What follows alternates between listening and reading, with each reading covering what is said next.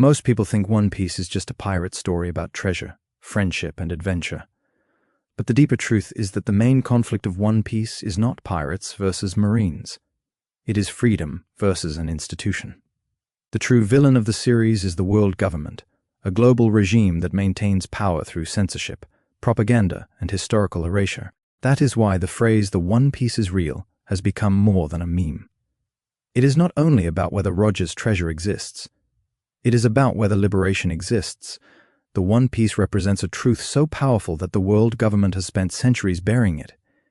In that sense, the story becomes an allegory for the real world. Oda is showing how systems of domination survive not just by violence, but by controlling what people believe is normal, lawful, and inevitable. The One Piece is real because freedom is real, and the story is about uncovering what power has stolen from the world. One of the clearest real-world allegories in One Piece is the Void Century, 100 years of history that the world government has completely erased. This is not portrayed as a mystery for fun. It is portrayed as political repression. Anyone who studies the Void Century is treated as a threat to the entire global order. The scholars of Ohara are exterminated, not because they are violent, but because they are historians. Their island is destroyed, their books are burned, and even a child, Nico Robin, is hunted for the crime of knowledge. This reflects a real pattern of authoritarian power, governments fearing history because truth undermines legitimacy. From book burnings to censored archives to criminalized journalism, controlling the past is one of the oldest tools of domination. Ohara shows that the world government is not afraid of pirates. It is afraid of memory. Enies Lobby is not a courthouse in the normal sense. It is a monument to authoritarian justice.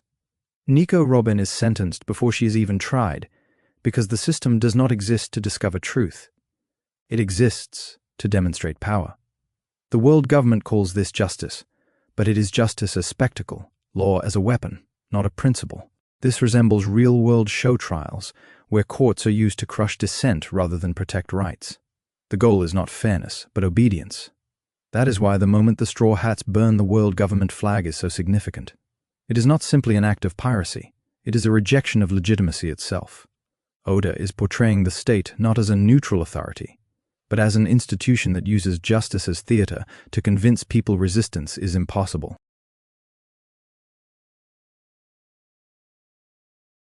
The Celestial Dragons are Oda's most direct depiction of inherited inequality. They are born above the law, treated as gods, and allowed to enslave people casually, with zero consequences. And the world government exists primarily to protect them. This is an allegory of aristocracy, oligarchy, and elite immunity in the real world.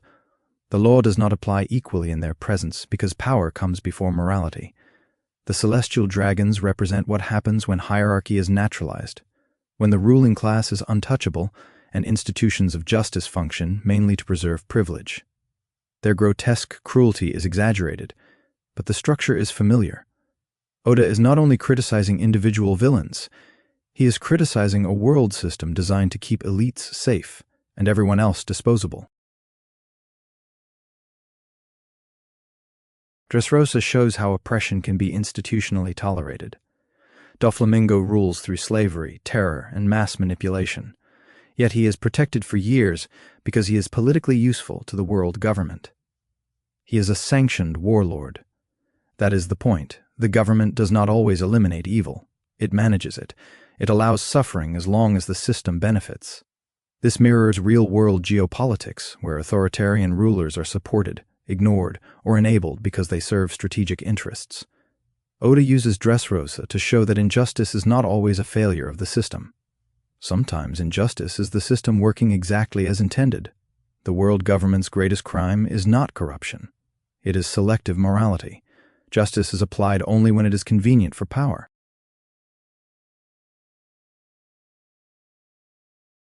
Fishman Island is one of One Piece's clearest allegories for racial oppression. Fishmen are enslaved, segregated, auctioned, and treated as less than human. This is not just background lore. Oda is exploring systemic racism as historical trauma. Fisher Tiger represents revolutionary resistance against slavery. Queen Odoheim represents civil rights hope through reconciliation. And Hody Jones represents the most disturbing truth. Hatred can reproduce itself across generations, even when individuals have not personally experienced the original violence. Oppression becomes inherited memory. Fishman Island shows that racism is not just personal prejudice. It is structural, institutional, and historical. Liberation requires not only defeating oppressors, but breaking the cycle that oppression creates. Wano is not just another island arc. It is a depiction of authoritarian extraction. The country is sealed off, ruled through famine, labor camps, executions, and environmental destruction. Kaido does not simply dominate people. He poisons the land itself. Citizens are starved while elites feast. Hope is crushed through fear and isolation. This resembles real-world dictatorships where sovereignty is hollow and the population is sacrificed to militarized rule and resource exploitation. Wano's struggle is revolutionary, not personal. It is about reclaiming a nation from an occupying regime. Oda emphasizes again that freedom is collective, and that liberation is always tied to history because Wano's suppressed past becomes the foundation of its uprising.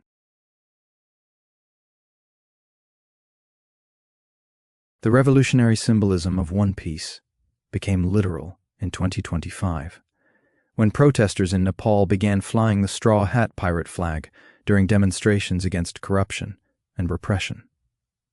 A fictional emblem of rebellion was adopted as a real-world banner of dissent.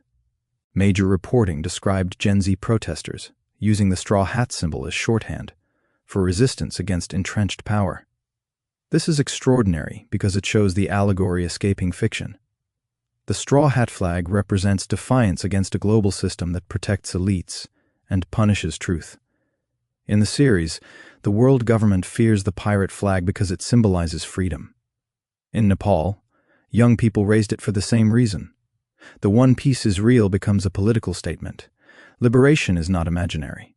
And symbols of hope can travel from story into reality.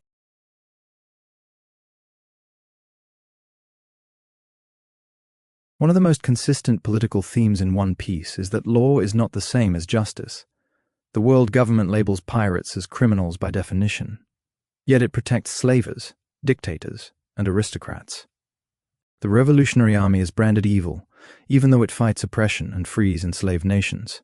This reflects real history, where liberation movements are almost always criminalized before they are celebrated. Anti-colonial uprisings, civil rights marches, labor organizing. These were often illegal in their time. Oda is showing that crime is frequently a label imposed by power. The question is not whether rebellion breaks the law. The question is who wrote the law, and what the law exists to protect. In One Piece, legality serves hierarchy, not morality. So what is the One Piece really? The series makes clear that it cannot simply be gold or wealth, because the world government's fear is not about pirates becoming rich. Their fear is about the world learning the truth. The One Piece represents a buried history, a stolen reality, and a freedom that threatens the foundation of the regime. That is why Roger laughed, and that is why the government panics at even the possibility of discovery. The treasure is political.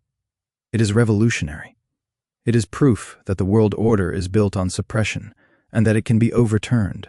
The One Piece is real ultimately means that liberation is real. The story is not about escaping society. It is about confronting power, uncovering truth, and making freedom possible.